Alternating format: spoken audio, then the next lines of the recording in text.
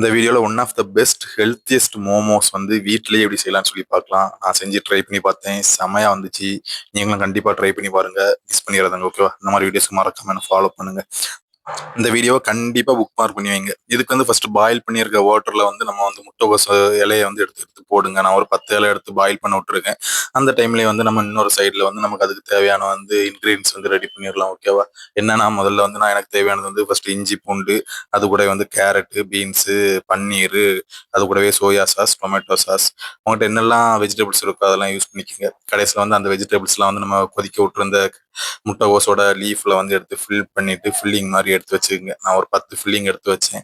இதை எடுத்து வச்சுட்டு அடுத்தது ஒரு பேன்ல பட்டர் போட்டுட்டு இந்த ஃபில்லிங் வந்து திரும்பவும் பாயில் பண்ண விடணும். அதில் லோ ஃப்ளேமில் வச்சு எல்லாம் வச்சு அதை வந்து மூடி வச்சிருங்க. மூடி வச்சுட்டு திரும்ப ஒரு 2 மினிட்ஸ் 3 மினிட்ஸ் கழிச்சு திரும்ப அதை ஓப்பன் பண்ணிட்டு திரும்ப மாற்றி போட்டு திரும்ப ஒரு 2 மினிட்ஸ் இது பண்ணுங்க. அப்போ வந்து நல்லா பாயில் ஆகி வந்திருக்கும். அதை எடுத்து சாஸ் கூட வச்சு சாப்பிட்டு பாருங்க. சொர்க்க மாதிரி இருக்கும். பாபாய்.